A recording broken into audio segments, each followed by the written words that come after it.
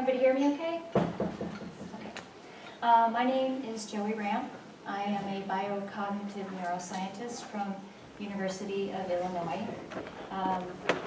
My area of study is on the neurobiological underpinnings of post-traumatic stress disorder and mild traumatic brain injury.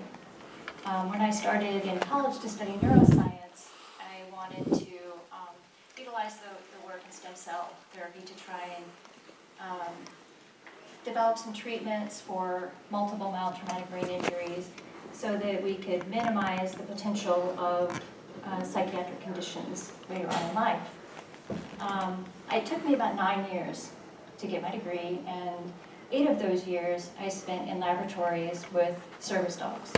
Samson is my second service dog.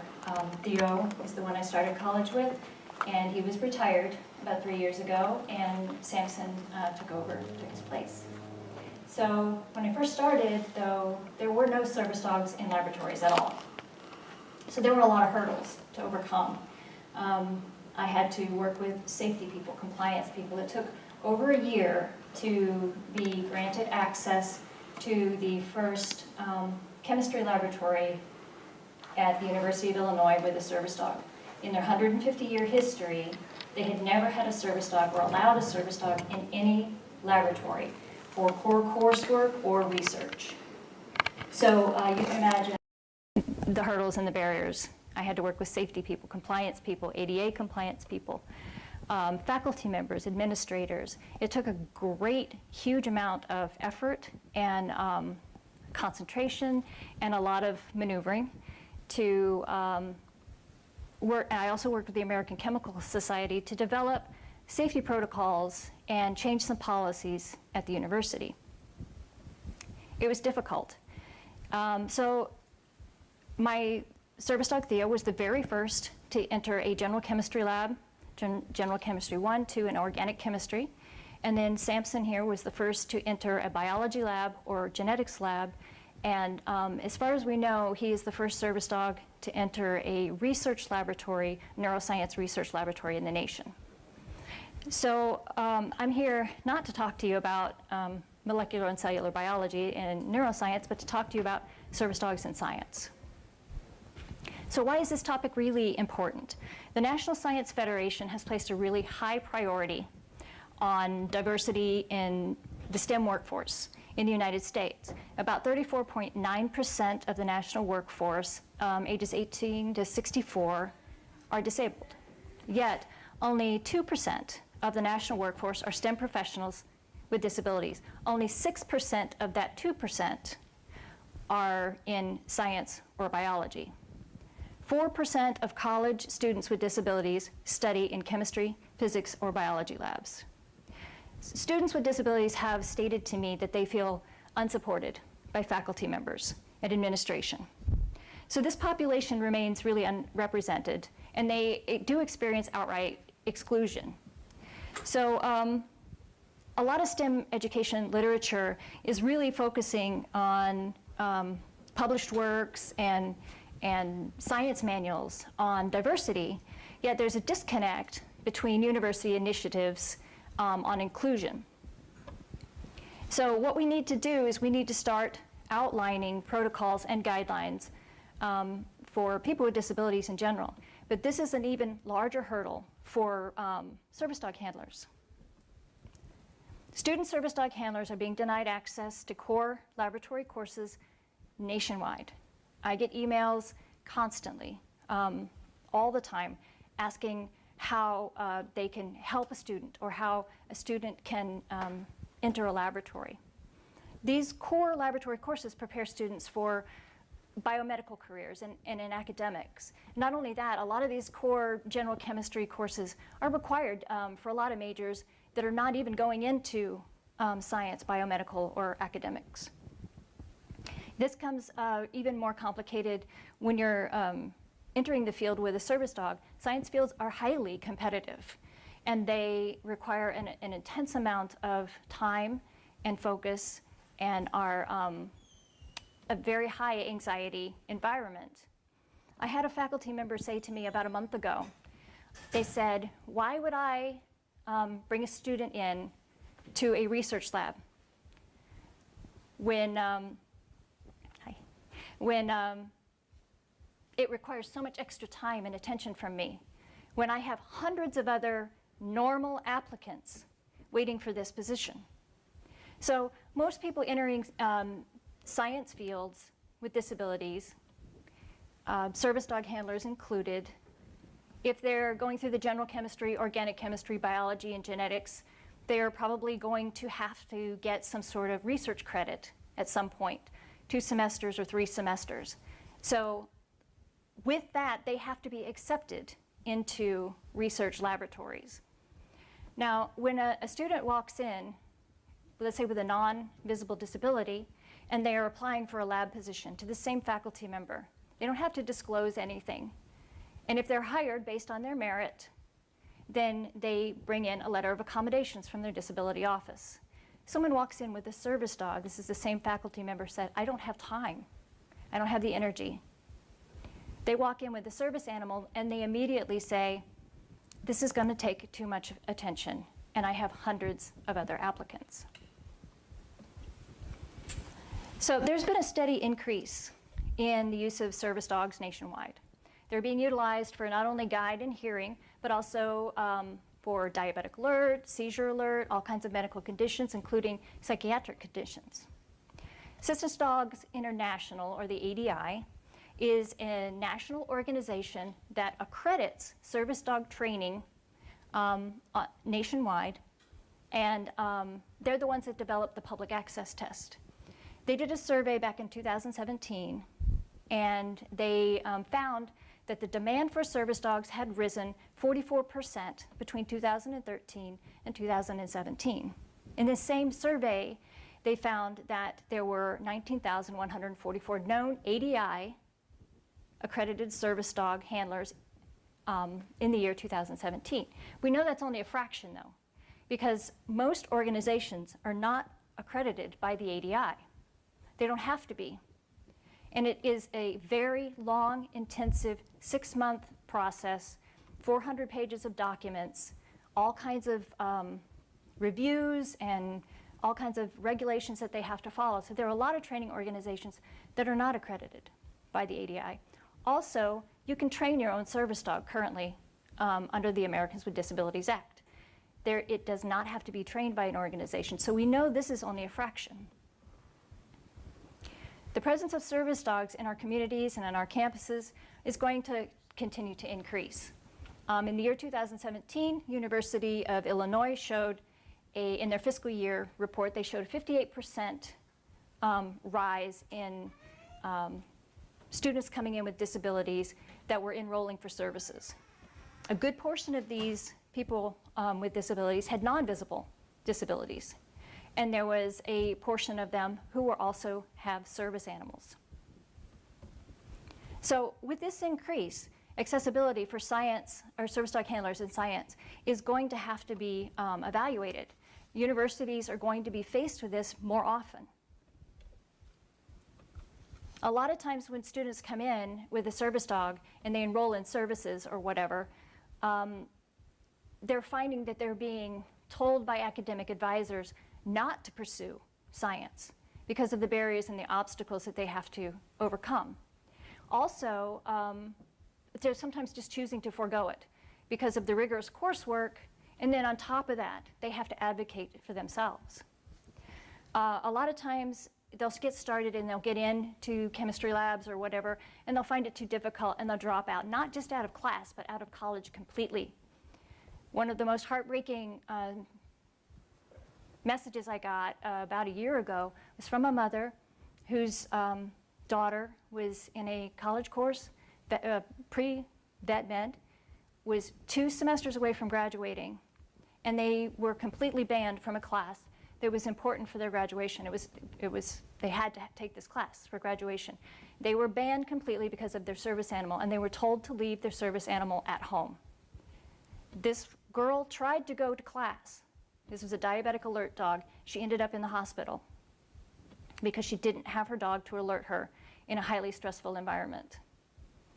Nothing changed when this happened. That girl ended up quitting school completely, dropping out of college. She had a 3.96 GPA. She has not returned because she can't return without her service animal. So these types of stories I hear all the time. This is an issue that we need to start addressing. We need to start addressing proactively. Just real quick, I'm finding that there's a lot of confusion surrounding the roles filled by assistance dogs. So what is a service dog? They are protected under the Americans with Disabilities Act, the ADA, by law. A service dog is one that is individually trained to do work or perform tasks for a person with a disability. They are the only assistance dogs granted public access by law. And they can accompany people into areas where the public is generally allowed. There are only 2 questions that can be asked if it is not readily apparent that the dog is a service animal. Is the dog a service animal required because of a disability? And 2, what work or task has the dog been trained to perform? You cannot ask for certification, documentation. You can't ask about the person's disability, their medical history, any personal information, and you can't ask that dog to perform the tasks in front of you. So a therapy and a facility dog, they are not protected by law under the ADA. So they are generally certified every 2 years. That seems counterintuitive. But because of the ADA, service animals are protected. Therapy and facility dogs are generally trained to provide some comfort, and they go into like nursing homes, hospitals, that kind of thing. They're encouraged to interact with people.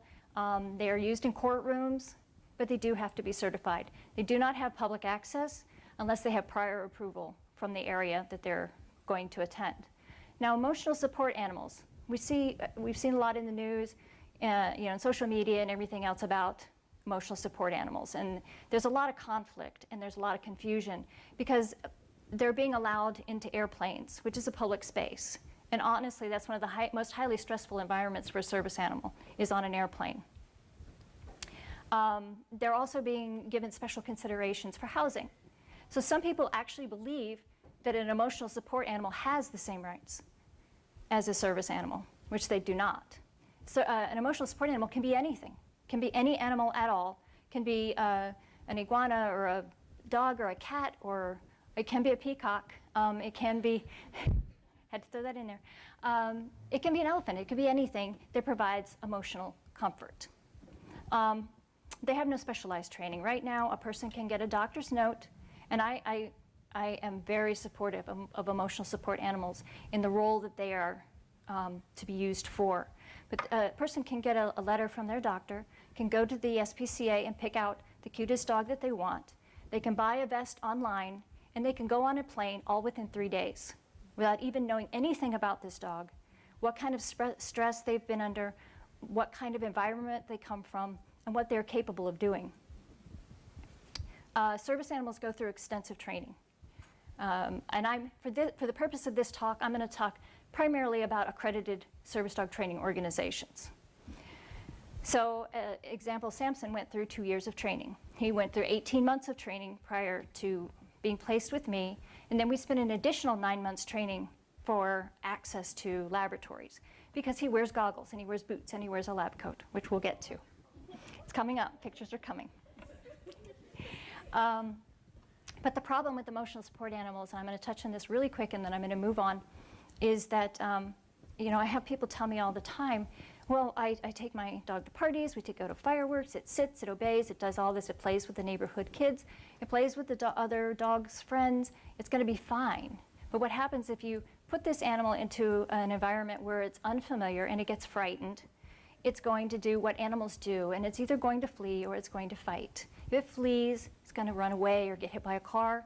If it fights, it could possibly bite or attack a legitimate service dog, which could be fatal, could permanently disable a working service dog, which is the independent lifeline for a person with a disability, or they could potentially bite a human or a child, and then that person who's relying on this dog for emotional well-being now has to be euthanized. This is something we need to start really addressing as well. So some of the barriers for service dogs in science. Federal and state laws don't provide any clear guidelines. Americans with Disability Act protects people in public areas. Was developed in 1980. They could not have possibly known what a service animal would be, or service dog would be used for in the year 2018. Section 504 of the Rehabilitation Act protect students and education. They do protect the rights of people with service dogs to enter public areas, but they don't identify any specific training or require any registration. So one of the most extensive learning experiences a student can have who's going into biomedics or academics or into a science career is the hands-on experience they get in core course laboratories and potentially research laboratories. Yet university service dog policies with guidelines with respect to laboratory components either don't exist, they're relatively ambiguous, or they're unnecessarily complex. Some universities have no service dog policy. Word of mouth. Those that do have service dog policies generally don't outline core coursework for labs or research. And some of the universities that do prohibit service dogs from entering laboratories mention exceptions and case-by-case determination. And we want to keep that case-by-case determination, but unfortunately there's no guidelines. This ambiguous policy then leaves a lot to the subjective nature of each faculty member and each university. This subjectivity leads to personal bias sometimes. This means that the student has to advocate for themselves against the tenured hierarchy, the administration, and the bureaucracy of a university with very powerful legal teams to back them up. This is really daunting for, say, an 18 to 22 to 25-year-old student who maybe just came out of high school. And now they're faced with going up against an entire university system who's telling them, no, you can't use your medical equipment. This sets also the university up for legal ramifications. So as a professional, an expert in the field, I'm frequently asked to consult with universities or with students and with attorneys who are filing OCR complaints, Office of Civil Rights complaints. There are a lot of them out there. If any of you follow listservs, there's a ton of them out there right now. And I don't agree with all of them, but some of them I read are very valid. And the thing that is frustrating is there are easy solutions. There are very simple solutions, which we will get to. So we need to establish an informed protocol, guidelines, or something that clearly outlines what is expected for these case-by-case determinations. A lot of times college administrators just don't understand what a service dog is, what the training is. I've had people say to me, my dog barks. Won't your dog bark? Won't it run around like crazy? I think not.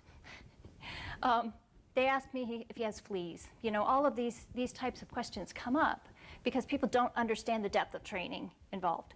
Also, there are a lot of different cultures involved in, on college campuses and in the workforce, and dogs are different in different cultures. So there's a lot of misunderstanding. So also the absence of safety guidelines for accommodating a student with a service dog in science. This absence of informed guidelines leads then to individual interpretation. A lot of faculty members just choose to err on the side of caution. They're too busy, they don't want to adjust, they don't want to change, they don't want to have to look at the possibilities. They're busy, you know, doing grants and doing their own research and taking care of students and all of these things. They're valid concerns. Now, I have been up against some people whose opinions are disturbing, but they are in power positions over these students with service animals. And they are preventing students from engaging in these activities that are very imperative for their success. A lot of times they just you know, go to personal opinion. They don't like dogs. so therefore they're not going to allow them in their laboratories. So all this leads to this prohibition of service dog handlers from accessing the laboratory experiences. Now, I'm going to briefly go through just some of the lab information. I'm going to talk about chemical and biological laboratories. Not every laboratory is a safe environment for a service dog. The U.S. Department of Health and Human Services outlines a level of personal protective equipment, or PPE, for a student. But this level of personal protective equipment is across the board, from the sanitation worker all the way up to the Department of Defense. It is labeled A, B, C, and D, with D being the most minimal risk. Usually no protection is required. Most, or like general and organic chemistries, are level C, laboratory. And they do require chemical-resistant gloves, eye protection shoes, and clothing. Center for Disease Control, CDC, outlines biosecurity levels. They outline at BSL 1, 2, 3, and 4, with BSL 1 being the lowest level. This is the level of most core biology courses. Same PPE applies for chemical-resistant clothing, lab coat, goggles, etc. There's no known risk of disease. At this point, a lot of open lab benches and tables. Service dog handler can safely be accommodated in both a chemistry lab course and a BSL 1 and a BSL 2 lab. BSL 2 lab uses some chemicals and microbes that could be hazardous. All the BSL 1 personal protective equipment applies, but they also use fume hoods for ventilation. They use storage cabinets and autoclaves for decontamination. This would require individual risk assessment. What I'm proposing, what I'm working on now, is designing a risk assessment checklist for faculty members to go through their laboratories and check off what the hazards might be. And then that information will be analyzed, and it will be decided at that point what the risk is for a service dog within a laboratory, what type of protection they would need, and what type of areas that they might need to be in. So solutions. Samson works in a research laboratory, BSL 2 lab. We have a lot of hazardous materials in there, including carcinogens. Every single day he goes to work in goggles, boots, and a lab coat. He lays on a mat that has a rubber backing, so he's not exposed to any chemicals that are on the ground. So we have to establish informed university-wide service dog policy for science labs. That's hard to do because each university doesn't have to follow what another university does. But I recently just talked to the Big 10 universities, and I asked them if they could come together and come up with a university-wide policy. And they agreed. A committee has been formed, and we are starting to work on that at the beginning of next year.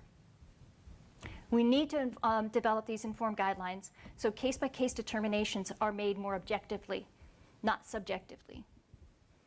You can require the service dog to wear the same personal protective equipment as a student. So if a student doesn't have to wear goggles that day, a dog does not have to wear goggles. But don't mistake boots for gloves. Boots are shoes. So when the dog walks into a laboratory, they are exposed to broken glass, possibly on the ground, something that was spilled and not cleaned up properly. This is why a service dog should also never lay directly on the floor without protection, because they can get this on their fur. Some more solutions. Discuss positioning of the service dog with the handler. What are they comfortable with? You can identify a bench where the service dog can rest without any chemicals above them. In this picture here, Theo is behind me. There are no chemicals. There's no one working there. Samson above, there are no chemicals above him. He's working directly behind me. You can place them generally at the opposite side of, say, a fume hood if possible, because that minimizes the risk of any kind of vapors that might migrate to the ground level. And always within direct line of sight of their handler. You can request, if the service dog handler is comfortable with it, to have a laboratory partner or someone to volunteer. This works really great in course labs because everyone has a lab partner. you can ask for a partner who might be willing to walk across the lab and retrieve reagents or equipment or something. Also, you can also ask the safety people who set up for the day to set reagents or balances or something that might be across the lab closer to your workbench. We can also provide a checklist of suggested skills necessary for accessing a lab. By outlining this suggested or required training, you can put this together and provide this to a student, say, who's coming in as a freshman, and they're designing their four-year academic plan. And they're trying to decide, whether they can move forward with the service animal. You provide this checklist and tell them, this is how you keep your dog safe. This is what your dog will have to know and be able to do to access these laboratories safely. This way, the student can make an informed decision whether they want to move forward or whether they can effectively train their dog to follow this checklist. It's unreasonable to expect any handler to put goggles on a dog 2 days prior to a class and ask that dog to work effectively. We have to always remember that we're accommodating the student. We're not accommodating the dog. And the dog is there doing a medically necessary job, and it cannot be distracted by additional goggles or boots or something that they are not used to. So by providing this checklist, the student can work with their trainers or work with their dog for whatever amount of time prior to classes. And they know if their dog will be able to maintain these skills. To wear the personal protective equipment, to downstay on command for up to 4 hours, to stay on a mat in a specific area without being tied, to not retrieve something from the ground. That's very important without command. A lot of service dogs are immediately trained to pick up something off the ground. To enter safety shower and to find an exit. And one question I'm asked continuously is, what if there's an explosion? What if there's a fire? What if there's a fire alarm? As an example, I was leaving a doctor's office not too long ago, and the fire alarm randomly went off. Everyone's filing out, and they're holding their ears because this screeching sound. And Samson is directly on my left, guiding me to an exit, through people, stood outside blocking from everyone else while fire trucks went by, people in uniforms were running by, full turnout gear. He didn't flinch because he was trained for that type of environment. The BSL-3 and BSL-4, right now a service animal cannot effectively work safely or be accommodated. I'm not saying it's not possible in the future. BSL-3 laboratories usually have medical surveillance, sometimes require immunizations, have some airborne type diseases. So we are not prepared right now to accommodate service animals in a BSL-3 or a BSL-4 lab. BSL-4 labs are very rare. There's only, I think, about 15, in the nation right now, and they require the positive pressure suit, etc. I'm not saying that a service animal sometime down the road may not be able to work effectively in full turnout gear with air and the whole thing. I think it's unlikely, and I think it's going to be a great deal of time, if ever. So some more solutions. Provide a service dog team with, provide students and faculty members facilities like football stadiums and things like that with training videos.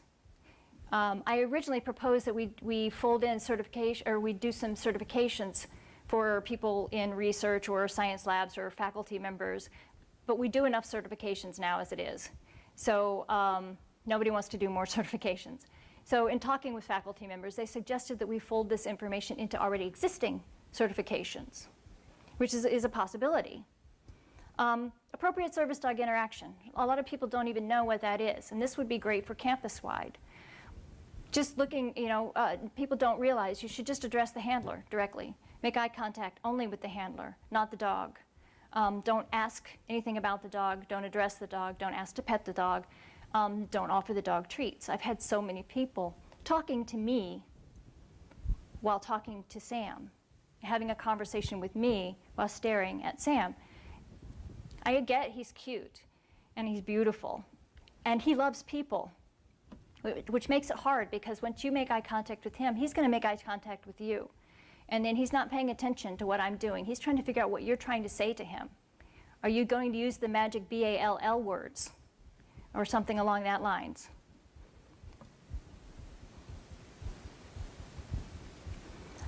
Another huge problem we're facing, though, is currently service dogs are prohibited from animal facilities around the entire country. So a lot of the specific lab classes, just the core classes, require rodent work or animal work. And this presents a really specific hurdle for service dog handlers because of the prey-predator paradigm. A canine is a predator of a mouse or a rodent. And a lot of research relies on mice and rats. I put a lot of words up here because there's a lot of words in these policies, but there are keywords. I mean, there's stacks of policies that I've read.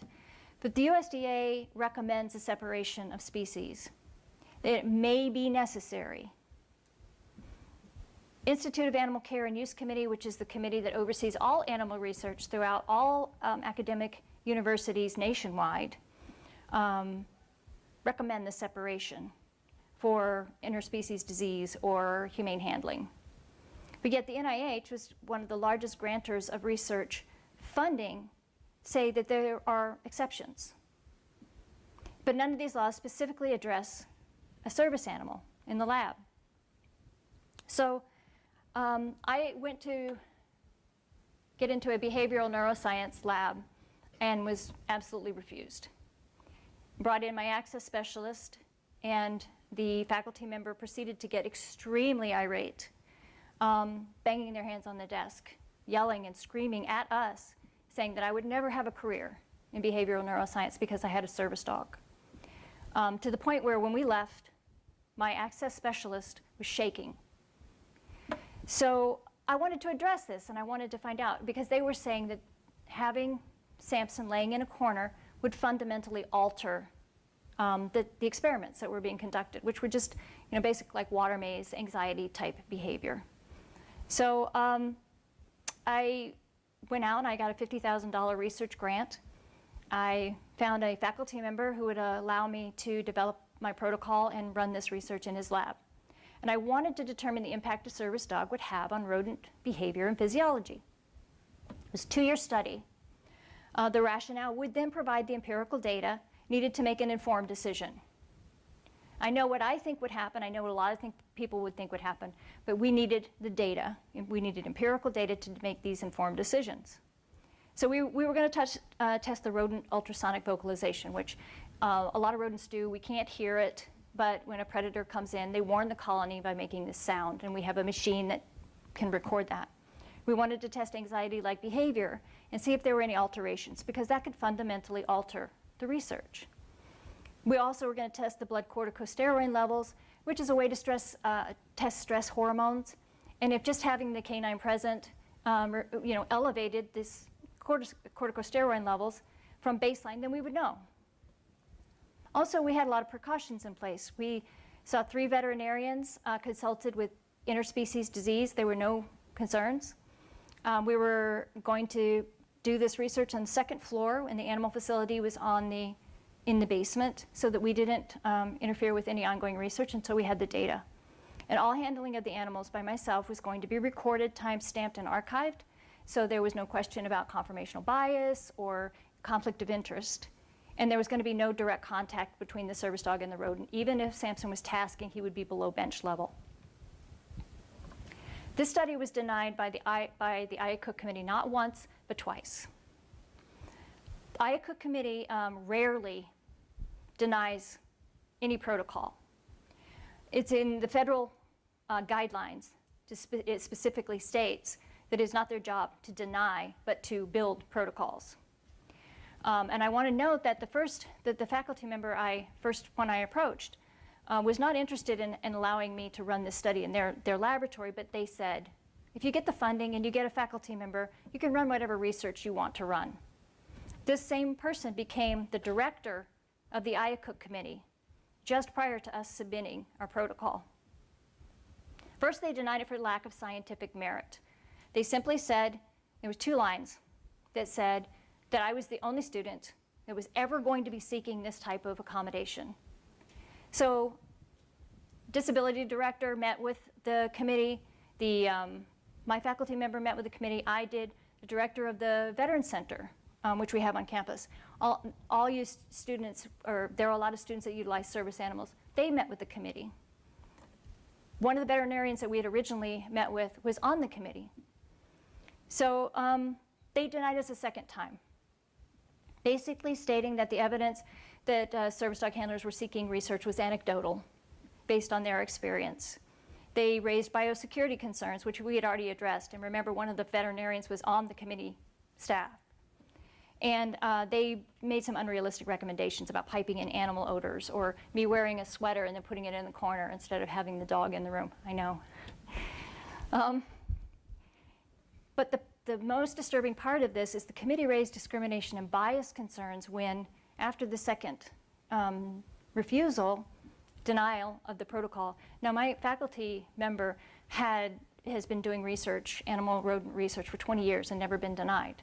So he called and asked them, you know, what the problem was. And the committee member, while I was in the room, said that, and I'll quote, "Why would you want to run this research?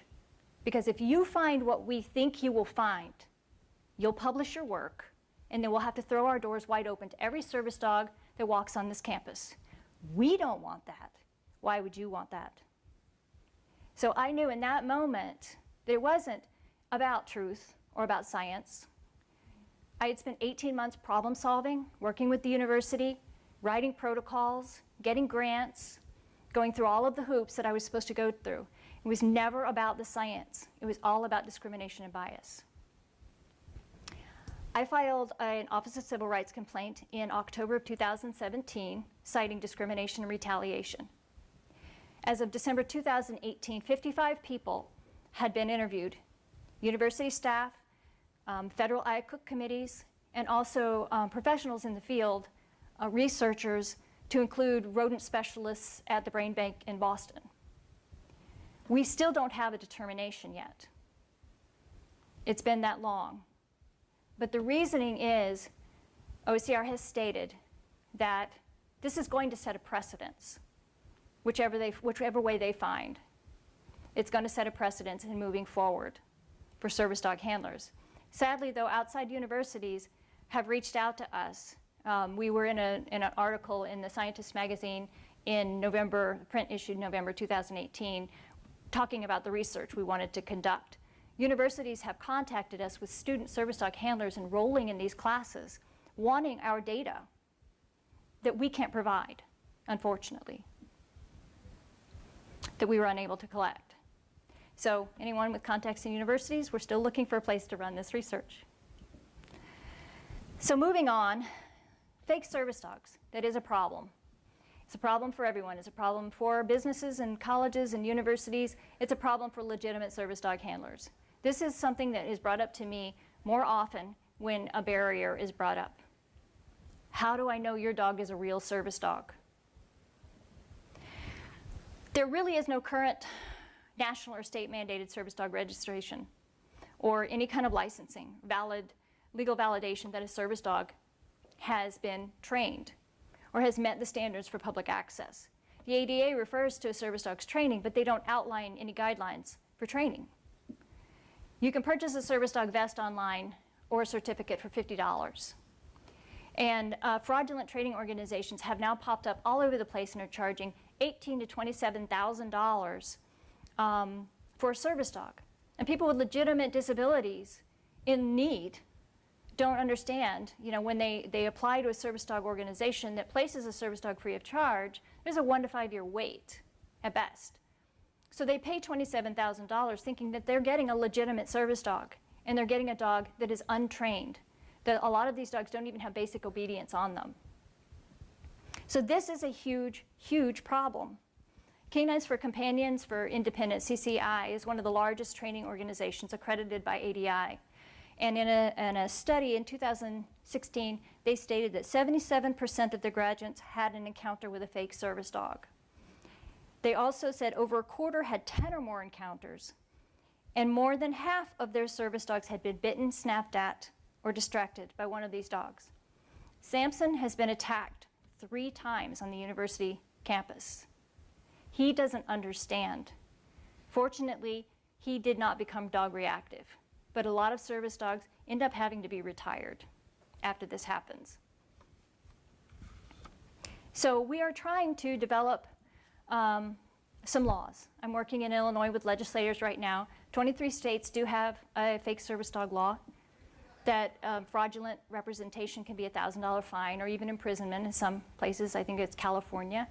In Illinois, what we're trying to establish is a voluntary registration where you would provide your documentation and you get a tag or a license or something that states that your service dog has been trained. But most importantly, what's happening is these fake service dogs are undermining the legitimate service dogs that are out there working.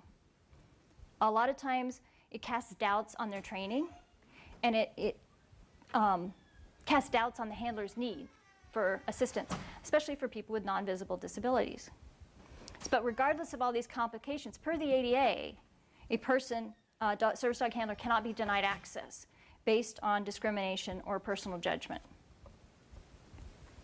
So a wide range of simple accommodations have emerged in recent years for people with disabilities, from larger beakers and test tubes to audio readouts on reagents and measurements, etc. We need to start exploring and implementing these for service dog handlers, to start developing accommodations and safety protocols. We need to standardize service dog policy to include service dogs in core courses. By developing these guidelines, we can use an informed source, someone who is not only familiar with service dogs, but also familiar with science. What's happening is a lot of closed-door committees on university campuses are making decisions based on their science knowledge, not on their knowledge of what a service dog is capable of. So we can also develop these checklists for safety, risk assessment checklists for faculty, so they don't have to take additional time. And it's more uniformed and can be these guidelines developed objectively. And you can require a service dog to wear the same personal protective equipment that a student wears. We also need to start focusing energy on removing personal and implicit bias as much as possible by providing the service dog etiquette training. Let people understand the depth of training that goes into a service dog and what they are capable of. Develop the material again with an informed source, possibly an accredited service dog training organization. And develop the safety guidelines for laboratory environments. We can continue working to develop access by providing the empirical data needed for rodent laboratories. If there's no effect or minimal effect or something we can acclimate for, then that would provide the basis for inclusion for service animals into the core course laboratories, and would provide the data for research PIs to take a look at and decide whether that would actually affect their ongoing experiment. If there's a striking effect, that would provide the data for exclusion for service dogs. We just don't know yet until we are able to conduct this research. But this would potentially minimize the possibility of personal bias. And it would provide the guidelines for faculty and administration and even employers to follow. So bottom line is there's going to be more service dogs handlers in our communities and in our universities and on our campuses and in the workplace. They are protected under the ADA. And universities and employers need to be proactive in developing the safety guidelines for service dog handlers in STEM. There are proven solutions currently available to provide reasonable accommodations. I've done it for 8 years. I know a lot of people who have. I know people who've been in cadaver labs with service animals. There are proven solutions available if we can actively communicate. And then more research would need to be done in select areas like rodent and live animal laboratories. By protecting a service dog with safety guidelines in laboratories, this minimizes accident liability for employers and universities. By proactively developing these guidelines, it also reduces the potential for discrimination or legal action taken against an employer or a university. It improves university recruitment of talented student service dog handlers, much like the student who dropped out with a 3.96 GPA. And then this also improves our workforce recruitment, which is what the National Science Federation has been stating all along. So in closing, there's still a lot of work to be done. But the work requires a willingness from science professionals to cooperate intellectually and problem solve through communication, rather than just simply placing obstacles out of convenience, out of a subjective interpretation of vague policies and laws, or an unwillingness to change. So the presence of service animals is going to continue to increase. And as the Director of Veterinary Services from Augusta University wrote to us in Rhodes Lab, when they wrote to get the empirical data that we were unable to collect, they wrote, and I quote, "In today's culture, I think it is no longer an option that it can't work, but instead, how will it work? The basic question regarding the stress level of rodents when a dog enters the room will have to be answered."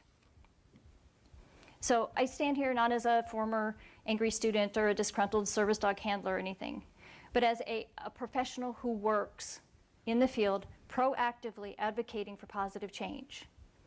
I can see the potentials that the universities have and employers have. And I can also see the frustration of the student service dog handlers. I know where to go from experience. I see the future, and I've been in contact with international biosecurity and compliance officers who also see the future and have told me there will be service dogs in science laboratories. And in 20 years, we're going to look back and ask, why was there even a problem? The time is now to be proactive in addressing these problems and looking at and implementing solutions. One of my biggest fears, honestly, is that Office of Civil Rights is going to find in my favor, and there will be no guidelines in place. And what will happen then is faculty and administrators will be forced to allow service dog handlers in without understanding the safety involved, what can be done to protect students and service dogs. Also, service dog handlers will be allowed access to these laboratories. So they're entering, say, a general chemistry laboratory without any science experience, and they're not knowing how to protect their own service animal. I've seen tons of pictures on the internet of service dogs in laboratories without boots, laying on floors, and I cringe. So that is one of my biggest fears, is that they will find in my favor and there are no guidelines in place. We need to be proactive in developing these. If anyone has any additional questions, please feel free to contact me. I would be glad to talk to you, to universities, to employers, and help to proactively develop guidelines that would provide the access for service dog handlers in both academics and the workforce. Thank you so much. Does anyone have any questions? Yes? Have you ever worked with zoos? Have I worked with zoos? As far as working? It's just a big question right there. As far as, because I know in the zoo, which is an educational environment also. Yes. They have interspecies, animals interacting. Yes. And it's just an open question as far as, do you think that would be maybe another source of information? Yes. There are areas of the zoo that are open to service animals, and there are areas of the zoo that are closed. Generally, the areas that are closed to service animals are the areas that there could be some interspecies disease transmission, or a lot of the bird areas are closed because the bird droppings are all over and this gets on the dog's paws, etc. And a dog is not protected. The service dog is not protected in a zoo environment. Now, as far as working in a zoo, I have not explored that. Yes? You said you were scared if they find in your favor that there won't be any guidelines. Yes. Are you expecting that if they find against you, that guidelines will come eventually? Or No. Can you explain that more? Sure, I can, yes. No, I think if they find against me, it's going to be even more difficult to develop guidelines because the universities and the administrations, it will have set a precedence against allowing service dogs into laboratories. If they do find in my favor and the guidelines aren't in place, I'm afraid then that we will be putting service dogs and handlers and other students at risk. I mean, I know what to do, and I've worked with people. I answer questions all the time. I've had people, like for instance, a parent contacted me whose student was going into a high school chemistry lab. The faculty member said, sure, come on in, without requesting any kind of personal protective equipment. So the parent is the one that informed the faculty member that the dog should be wearing some sort of protection. Did that answer your question? Okay. You're seeing it as then everyone will have to follow to let the service dogs in, but now we won't have the framework to guide that, and it kind of doesn't help the problem really. Right, because there could be, potentially there could be, you know, some safety issues at that point that I'm worried about. And you're simultaneously working on the guidelines while you're fighting this OCR case. Yes, I have a great attorney that is actually fighting the OCR case for me. As a student researcher is where I really had to devote a lot of time to this OCR case, because every single semester I was fighting for access. Now as a working researcher, I'm, you know, established in my laboratory, and I'm established in, you know, the areas that I work in, but now I'm advocating for other students who are facing this type of thing. Yes? I'm curious about the training that went into having Samson wearing the PPE. Yes. Like, how long was that? Was he irritated by, you know, wearing the goggles? Because he seems perfectly fine in the pictures. But you know, service dogs who are trained correctly are usually pretty well established in accepting new types of vests or harnesses or anything like that. So they wear all kinds of different things in their training. But even so, the first time I put goggles on Sam, his first reaction was to try and bat them off. But you know, what we did was we made it fun. Put the goggles on and played fetch, or you know, played with frisbees or something. Put the boots on and did the same thing. It didn't take long for him to acclimate to that. I've seen some other dogs who took a little bit longer, but I worked for 9 months. Samson was 18 months old when I was first paired with him, and it took us 9 months before I said, okay, this dog is going to be able to work in my type of environment. We had to train him to stay in a specific place for 4 hours. That's a long time for even a human to sit still for 4 hours, to wear all of the different equipment and to not pick things up. And I don't know if you've ever been in a safety shower. Yeah. Yuck.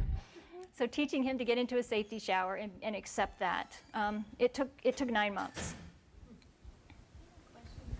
Yes? Do you foresee that perhaps if this started to be something that was more accepted, more common, you would have specialized like training programs for service animals, for handlers' careers, oriented them for different environments? You mean as far as the service dog training itself?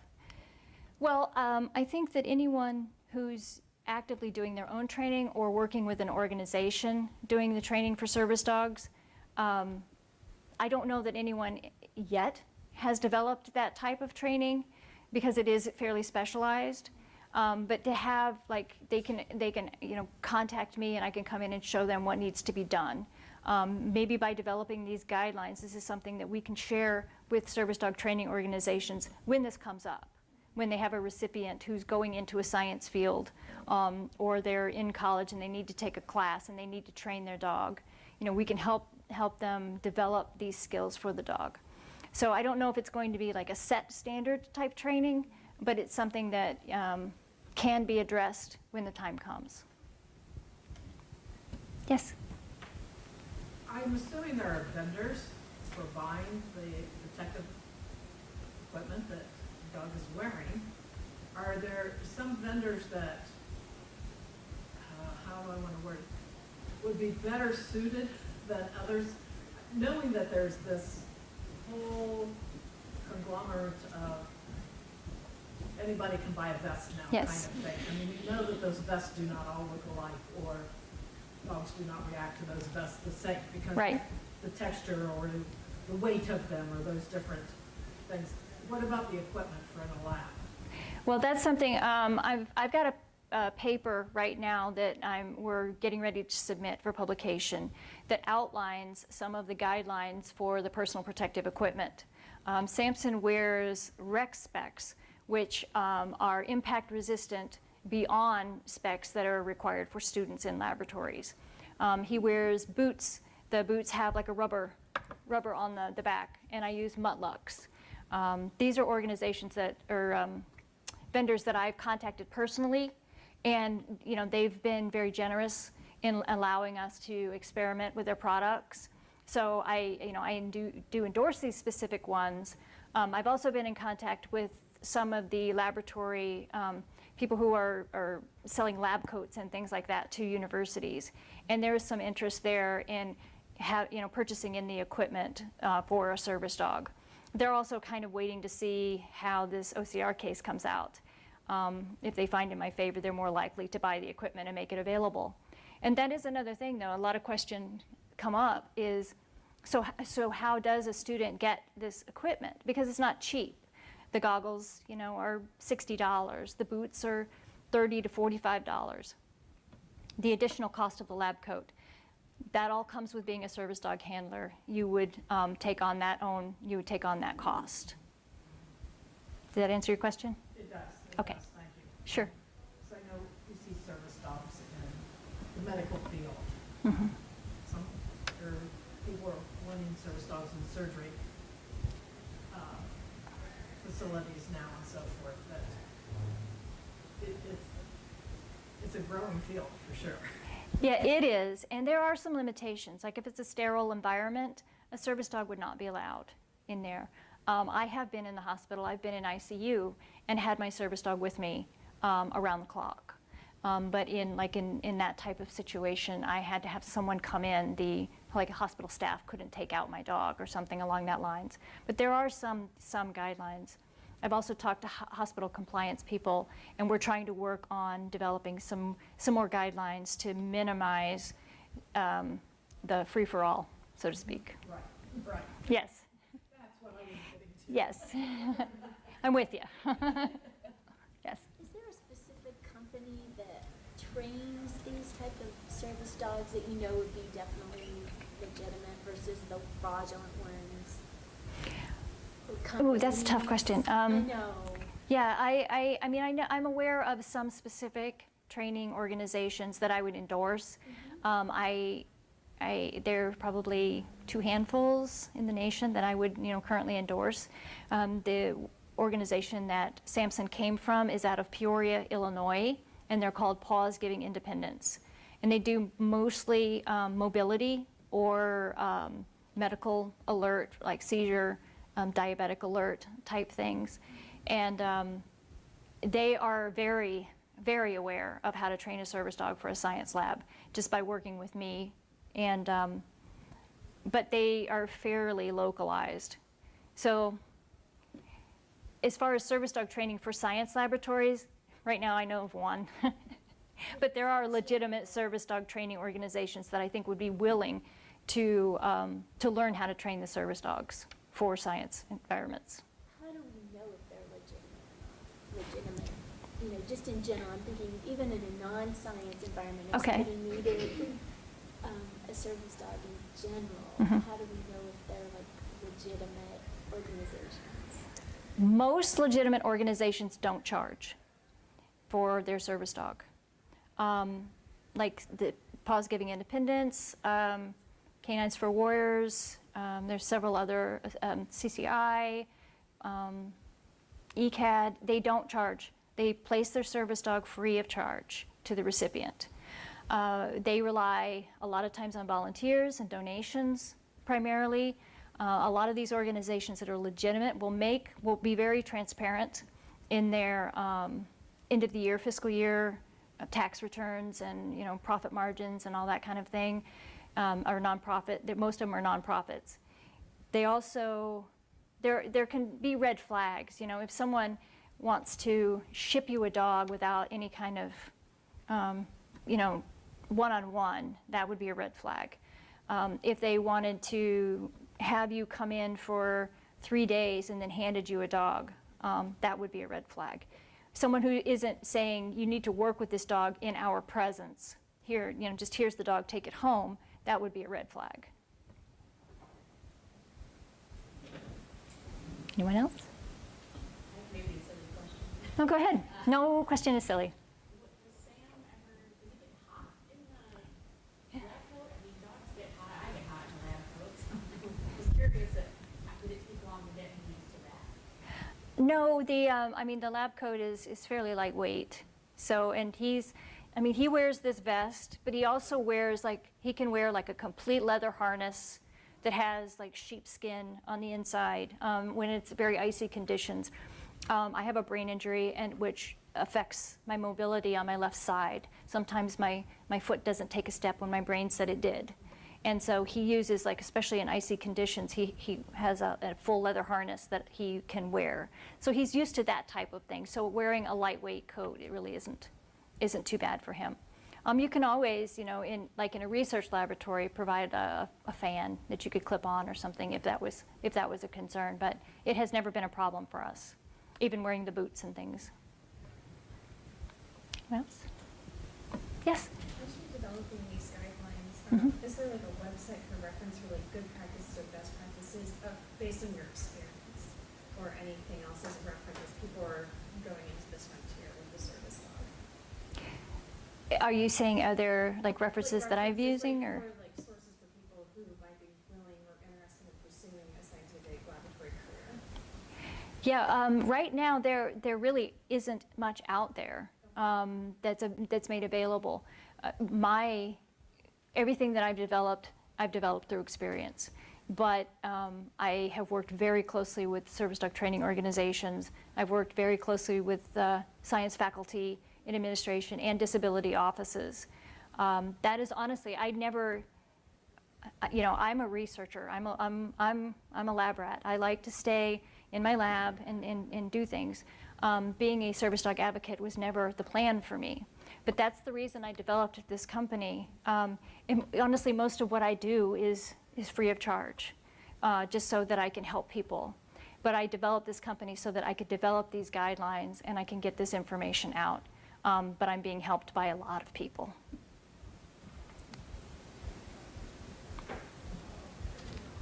Anyone else?